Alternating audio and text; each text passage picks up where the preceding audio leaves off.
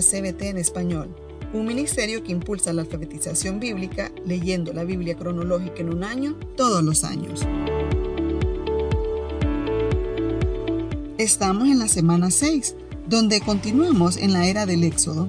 Esta semana leímos Éxodo 13 al 34. En el episodio de hoy, Aiva May nos habla acerca de 5 puntos relevantes que podemos encontrar en la lectura de esta semana.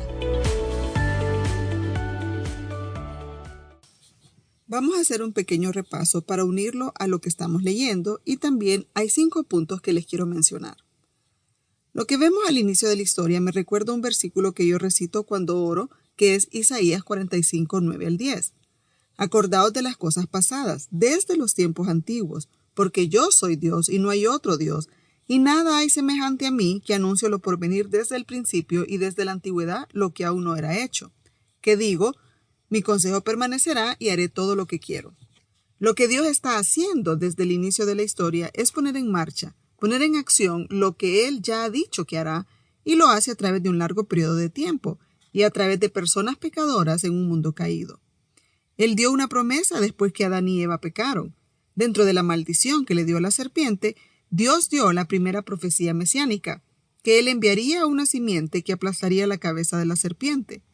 Lo que Adán y Eva entienden es que Dios rectificará lo que ocurrió en el jardín. Dios se encargará del enemigo, Él se encargará de las consecuencias de lo que ocurrió, y luego Dios les da una ilustración. Porque después que ellos pecaron, se volvieron conscientes de sí mismos, centrados en ellos mismos, y se dan cuenta que están desnudos. Ellos entonces hacen lo mejor que pueden hacer para cubrirse, pero Dios les quita eso y lo reemplaza con algo más permanente. Este es el primer sacrificio que ocurre en la Biblia. Dios tiene que quitarle la vida a los animales para utilizar su piel para cubrir a los culpables. Lo que tenemos es una temprana ilustración, es la ilustración del Evangelio, la expiación sustitutiva donde Dios está haciendo ese primer sacrificio, dándonos a conocer que habrá un costo para Dios al cubrir la desnudez del hombre. Dios se lo toma de manera personal al hacer esto. Este es el primer derramamiento de sangre. En la segunda generación podemos ver a Abel, lo entiende. Él se acerca a Dios a través de la expiación sustitutiva, y Dios lo acepta y reconoce que es justo basado en la expiación sustitutiva. Muchas veces yo hablo con personas que se preguntan, ¿pero por qué Dios no aceptó la ofrenda de Caín? Y fue porque él no se acercó a Dios a la manera de Dios. Y una de las cosas que podemos ver continuamente en la Biblia es que es Dios quien establece el protocolo. Es Él quien pone el estándar y Él no cambia. Tú no puedes domesticar a Dios para que Él sea tu manera. Él ya estableció la manera en que podemos acercarnos a Él, y solamente es a través del derramamiento de la sangre del inocente a favor del culpable. 20 generaciones después de la caída, cuando Dios le habla a Abraham, él es un idólatra.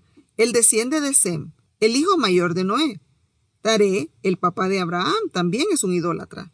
Pero Dios le habla a Abraham cuando ellos están en Ur de los Caldeos, que es un hervedero de idolatría. Abraham va hacia Harán y Dios nuevamente le habla y le da promesas. Bendeciré a los que te bendigan, maldeciré a los que te maldigan, y en ti serán benditas todas las naciones. Dios le está diciendo a Abraham lo que sucederá mucho más adelante en el futuro. En el futuro lejano, lo haría una gran nación y sería de bendición a todas las naciones de la tierra. En el capítulo 15, Dios le vuelve a hablar a Abraham y otra vez Dios le habla acerca de cosas que sucederán en el futuro, de lo que Dios hará mucho más adelante en el futuro. Dios le dice que un día sus descendientes serán esclavos por 400 años, pero al final de ese tiempo Dios los libraría y llevaría a la tierra de Canaán, pero antes castigaría a la nación que los había oprimido. Y es así como exactamente sucede. A través de la historia de José, debido a una hambruna mundial, ellos tienen que emigrar a Egipto. Y justo como Dios lo había prometido, se multiplicaron en una gran nación en la tierra de José. Pero con el tiempo se levanta un faraón que no recuerda cómo Dios utilizó a José para proteger la vida durante esta hambruna mundial, así que los esclaviza. Durante varias generaciones el pueblo se queda en la tierra de José y debido a esto la cultura egipcia queda impregnada en sus vidas. Ellos entonces absorben de Egipto ideas acerca de Dios que no son ciertas y de eso es que estaremos hablando hoy. ¿Cómo es que Dios desmantela las ideas equivocadas que tenemos acerca de Él? ¿Cómo lo hace el Señor? Y porque es tan necesario que las personas que vienen a Dios a través de la expiación sustitutiva renueven su mente. Vemos que los egipcios la religión era muy importante. Una de las tradiciones más importantes era la adoración al faraón divino. El rey divino era la creencia de que el faraón no solo era el rey, el gobernante político, sino que también era su Dios. Creían que era divino. Así que el faraón era asociado con Horus, el hijo del rey Dios, y después cuando él moría se creía que él se convertía en Horus. En Egipto su religión realmente era una celebración a la muerte, porque todo se trataba de prepararse para la vida después de la muerte, pero esta preparación no era para todos, sino para el faraón y su esposa reina. Pero, ¿qué impacto habría tenido estas creencias en los israelitas? Quienes vivieron toda su vida en Egipto durante varias generaciones. Toda una vida viviendo en Egipto ha dejado sus huellas en Israel. Por eso Dios empieza el proceso que yo le llamaría desegipsar. Me acabo de inventar esa palabra. Está buena, ¿verdad? Así que el Dios creador, el Dios de Abraham, de Isaac y de Jacob, de ninguna manera se parece al faraón divino de Egipto. Y eso es muy importante, porque ellos tenían estas ideas acerca de quién era Dios y cómo era Dios, y las transfirieron al Dios verdadero, como que si el Dios de Israel se pareciera al faraón. Por eso, cuando están en el desierto, ellos se quejan y quieren regresar a Egipto. Y es interesante que ellos quieran regresar a la tierra del cautiverio. Se dan cuenta de lo importante que es reemplazar estas ideas equivocadas y expectativas de Dios. Estas ideas no fueron reemplazadas en su tiempo de vida. De hecho, tampoco ocurrió en la siguiente generación, porque 2 generaciones después, antes de que Josué muriera, Josué ruega al pueblo y los insta a que abandonen a los ídolos que sus padres sirvieron en Egipto.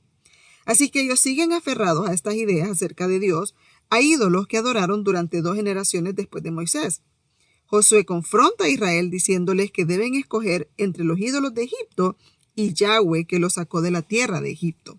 Lo primero que veremos es que cuando Dios envía las plagas, Él hace una distinción entre Israel y Egipto. Él está ofreciendo la bendición de la diferencia, porque la diferencia entre Israel y Egipto y todas las naciones alrededor es que Jehová, el Dios creador, está en medio de Israel. Él envía granizo que solo hiere a Egipto. Él protege a Israel ahí en la tierra de José. Dios está demostrando que es el Dios de Abraham, de Isaac y de Jacob, que el Dios verdadero ha llegado. La segunda cosa que vemos es que Dios está presente entre su pueblo. Es una característica singular que lo separa del resto de los pueblos. Lo vemos en Éxodo 29, 38 al 46. Esto es lo que ofrecerás sobre el altar: 2 corderos de 1 año cada día continuamente. Ofrecerás uno de los corderos por la mañana y el otro cordero ofrecerás a la caída de la tarde. Además, con cada cordero 1/10 parte de un efa de flor de harina amasada con la 1/4 parte de un hin de aceite de olivas machacadas, y para la libación 1/4 parte de un hin de vino. Y ofrecerás el otro cordero a la caída de la tarde, haciendo conforme a la ofrenda de la mañana y conforme a su libación, en olor grato, ofrenda encendida a Jehová. Esto será holocausto continuo por vuestras generaciones, a la puerta del tabernáculo de reunión delante de Jehová, en el cual me reuniré con vosotros para hablarlos allí. Ahí me reuniré con los hijos de Israel, y el lugar será santificado con mi gloria. Y santificaré el tabernáculo de reunión y el altar, santificaré asimismo a Aarón y a sus hijos, para que sean mis sacerdotes. Y habitaré entre los hijos de Israel, y seré su Dios. Y conocerán que yo soy Jehová su Dios, que los saqué de la tierra de Egipto para habitar en medio de ellos. Yo, Jehová su Dios. El deseo de Dios para Israel es morar en medio de ellos, habitar entre ellos, y eso es lo que los hace a ellos diferentes a todos los demás pueblos. Esto es importante. La tercera cosa que vemos es que Aarón e Israel luchan con la idolatría de Egipto. ¿Se acuerdan cuando Moisés está en la montaña y recibe los 10 mandamientos? Pero mientras él está en la montaña, lo que sucedió en el valle es que las personas se quejan y quieren un Dios que ellos puedan ver. Así que Aarón le pide al pueblo que traigan aritos de oro, y con eso él hace un becerro de oro para que ellos adoren. Ellos empiezan adorando y termina siendo una orgía terrible. Dios alerta a Moisés de lo que está sucediendo y lo envía de regreso, y él ve lo que está sucediendo. Y es interesante que lo que hace Aarón es lo mismo que hizo Adán. Moisés le pregunta, ¿qué has hecho? Y Aarón responde, yo no hice nada. Ellos me trajeron el oro y yo lo tiré al fuego y de la nada salió este dios becerro. ¿De dónde sacó Aarón esta idea de construir un ídolo, un dios becerro? De Egipto. ¿Te das cuenta que aunque Dios le ha hecho un llamado a Aarón y ha puesto su mano sobre él y lo ha separado a él y a su familia por ser levitas para servir en el tabernáculo, para que dirija la adoración, las ofrendas y todo eso, aún así este hombre tiene ideas equivocadas acerca de Dios, ideas que aprendió en la tierra de Egipto? Después que ha sucedido todo, Moisés se enoja. Dios le dice a Moisés que los va a consumir, que va a destruir a todos y levantará una nueva nación. Moisés le responde: si tu presencia no ha de ir conmigo, no nos saques de aquí. ¿Y en qué se conocerá aquí que he hallado gracia en tus ojos, yo y tu pueblo, sino en que tú andes con nosotros, y que yo y tu pueblo seamos apartados de todos los pueblos que están sobre la faz de la tierra? Nuevamente, la diferencia, que es una característica de los hijos de Israel, es el hecho que Dios está con ellos. Él habita con ellos en medio de su campamento. La cuarta cosa que vemos es que Dios no puede ser conocido a menos que Él se revele. Si fuera por nosotros mismos, nosotros no podemos imaginar un Dios que sea tan bueno como Dios lo es. Si nos deja solos, nosotros vamos a inventar cualquier cosa que es menos a lo que realmente Dios es. Porque lo único que sabemos de Dios es lo que Dios mismo ha revelado de sí mismo. Él dice lo siguiente en Éxodo 34:6. Y pasando Jehová por delante de él, proclamó: Jehová, Jehová, fuerte, misericordioso y piadoso, tardo para la ira y grande en misericordia y verdad, que guarda misericordia a millares y perdona la iniquidad, la rebelión y el pecado, y que de ningún modo tendrá por inocente al malvado, que visita la iniquidad de los padres sobre los hijos y sobre los hijos de los hijos hasta la tercera y cuarta generación.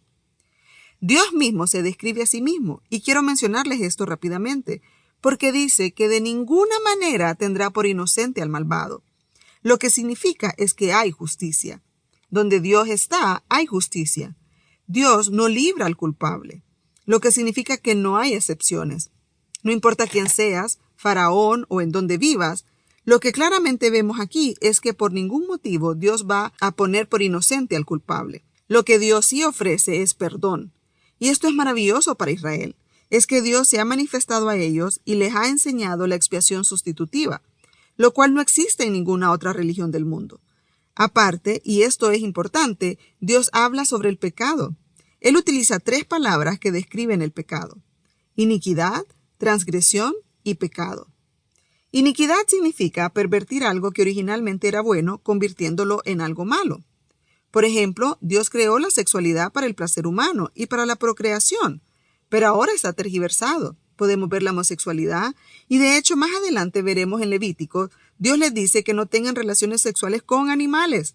¿Por qué Dios tendría que especificar esto? Porque eso era lo que estaban haciendo. El sexo es bueno, Dios lo creó, pero lo que ahora sucede es que se ha pervertido, tergiversado y usado para el mal. Entonces, iniquidad es tomar algo bueno, pervertirlo y usarlo para el mal. Transgresión es simplemente que quieres hacer lo bueno, pero no lo logras. No puedes cumplirlo. Apuntas al blanco, pero fallas. Pecado es la insubordinación deliberada, rebelarse con toda la intención. Es como cuando tienes un niño de 2 años y le dices que no haga algo, y él te mira desafiantemente a los ojos y con una actitud de ¿y qué me vas a hacer? Y termina haciéndolo. Así que hay dioses dentro del corazón humano. El pecado en sus 3 ramas, porque muchas veces nosotros deliberadamente tergiversamos y usamos algo que Dios nos dio para usar para el bien, pero nosotros lo usamos para el mal. Deliberadamente nos rebelamos en contra de Dios y vivimos vidas insubordinadas porque no queremos estar bajo su autoridad. También fallamos, no le damos al blanco. Tan lindo nosotros nos levantamos por la mañana y decimos, hoy quiero caminar con Dios, pero cuando llegan las 10 de la noche, ni siquiera hemos pensado en Dios desde las 6 de la mañana cuando dijimos que queríamos caminar con Él. Quieres hacer lo correcto, pero una y otra vez fallas. No das en el blanco. Y lo que Él está diciendo es que Él ya se ocupó de estas cosas, porque claramente dice que Él perdona la iniquidad, la transgresión y el pecado. ¡Qué maravilloso! No hay religión en el mundo que ofrezca este tipo de gracia. Solo con Dios hay perdón. Pero no es un perdón donde Dios simplemente pasa por alto el pecado. Él no es que dice, ay, no te preocupes, no importa. sino que es un perdón basado en la expiación sustitutiva, que significa que alguien toma mi lugar. El inocente debe de morir a favor del culpable. La muerte de un animal, el rociar su sangre una vez al año para cubrir el pecado, es un recordatorio constante que el pecado no es perdonado bajo la ley. Pero Dios sí perdona el pecado. ¿Pero cómo lo hace? ¿Cómo eran salvas las personas en el Antiguo Testamento? Las personas en el Antiguo Testamento eran salvas de la misma manera que nosotros lo somos. Ellos miraban al futuro en fe en aquel que un día Dios enviaría. Esa simiente que aplastaría la cabeza de la serpiente, quien sería el sacrificio, el inocente que ofrecería su cuerpo, y Dios aceptaría esa ofrenda y permitiría que los pecadores culpables fueran liberados. Así que ellos miraban con fe al que vendría. Adán y Eva no sabían que su nombre es Jesús, quien salvaría al mundo. Ellos solo sabían que vendría una simiente. Esa era su esperanza. Solo hubo unos pocos que creyeron que un día Dios cumpliría su promesa. Así como ellos miraban hacia el futuro, nosotros vemos hacia el pasado, en fe, sabiendo que esto ya pasó. Sigue siendo cuestión de fe. Siempre es necesario creer en la expiación sustitutiva. Por supuesto que ahora sabemos que su nombre es Jesús, y eso está establecido a través del primer pacto, el segundo pacto y las promesas en el Nuevo Testamento. La quinta cosa que vemos es que Dios trabaja poderosamente a favor de Israel para demostrar que solo Él es Dios. Éxodo 34:10 dice: He aquí yo hago pacto delante de todo tu pueblo. Haré maravillas que no han sido hechas en toda la tierra, ni en nación alguna, y verá todo el pueblo, en medio del cual estás tú, la obra de Jehová, porque será cosa tremenda la que yo haré contigo. Y eso es exactamente lo que pasó con Rahab. Rahab, al otro lado del desierto, escuchó, tal vez de los mercaderes, negociantes que llegaban a Jericó. Ellos hablaban de este numeroso grupo de personas, el pueblo de Israel, de cómo Dios les dio maná, de cómo los sacó de Egipto y los sostuvo en el desierto, y ella por fe. Ella se dijo a sí misma, yo quiero ese Dios, porque eso no es el tipo de Dios a quien ella servía ahí en la tierra de Canaán. La gran idea aquí es que Dios obra poderosamente a favor de su pueblo para demostrar que solo Él es Dios. Él quería que las naciones alrededor supieran que había esperanza en lugar de los ídolos que ellos adoraban. La diferencia es con la cultura de Egipto y la cultura de Israel que Dios estaba estableciendo. Número 1, la cultura egipcia está centrada en el hombre, en el yo. Un faraón divino que gobierna y dice, yo soy tu Dios, el gobierno será tu Dios. En contraste con la cultura de Israel, es una cultura centrada en Dios. Yo soy Dios, el Dios de Abraham, Isaac y Jacob. Pero estos hombres no son Dios. Ellos solo son recipientes del favor de Dios que Él ha mostrado, y vemos que Dios es un buen gobierno.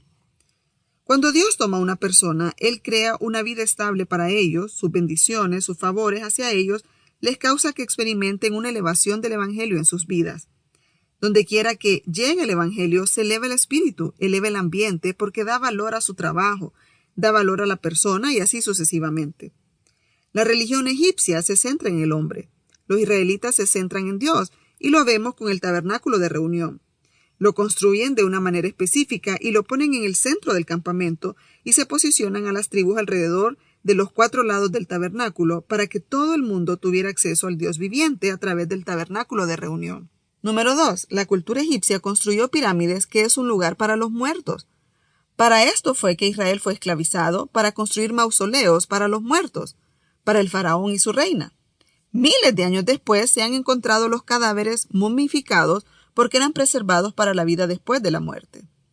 Pero lo que tenemos con el tabernáculo de reunión, que los israelitas también construyeron, es un lugar para los vivos.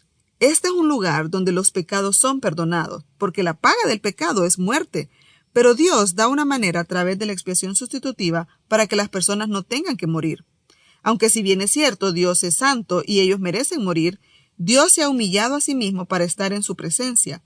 El pecado del hombre lo separa de la santidad de Dios, pero Dios ha hecho un camino a través del rociamiento del arca del pacto. El arca del pacto donde mora la gloria de Dios en el lugar santísimo. Dios divide el tabernáculo de reunión porque Él quiere estar en medio de su pueblo en el lugar santísimo. Y esta es una característica distinta de una persona o comunidad, que Dios esté en medio de ellos. Número 3. La cultura egipcia estaba esclavizada a un sistema idólatra, pero estaban fuera de la presencia de Dios.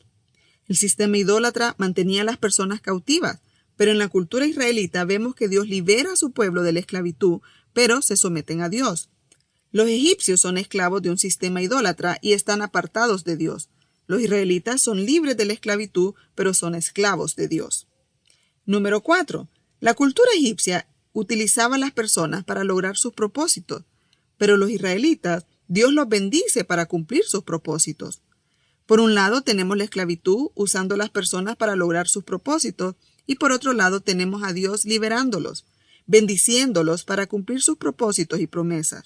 Y eso nos regresa a Génesis 3:15. En esta semana podemos ver 3 verdades primarias acerca de Dios y la bendición de la diferencia. La primera verdad es que Dios quiere bendición para los israelitas como un grupo diferente de personas. Y esta es la cosa. Nosotros vivimos de acuerdo a nuestra visión de Dios. Si tenemos una idea equivocada acerca de Dios, todo lo demás estará equivocado. Una visión correcta de Dios nos diferenciará de todos los demás. Es difícil de obtenerlo porque tenemos diferentes ideas de Dios, que se originan de diferentes lugares, tal vez de la familia o de la denominación en la que nos hemos etiquetado, que tal vez no es precisamente correcta, pero es algo que tú crees e incluso peleas por defender, pero no compagina por completo en las Escrituras. Continuamente nos dejamos llevar por las ideas de la cultura acerca de quién es Dios, y como resultado tenemos un Dios pequeño. A mí me gusta escuchar a las personas orar, pero a las personas que le oran a un Dios grande, un Dios que puede hacer hasta lo imposible. Estas personas le hacen peticiones atrevidas a Dios, pero honestamente muchas veces oramos como si Dios fuera pequeño, sin poder, indefenso ante este mundo en que vivimos. No lo decimos, pero así oramos. En lo secreto pensamos, no creo que puedas hacer algo, tal vez ya es muy tarde. ¿Para qué pedírtelo si no puedes hacer nada? Y Dios es capaz de hacer las cosas mucho más abundantemente de lo que pedimos o pensamos.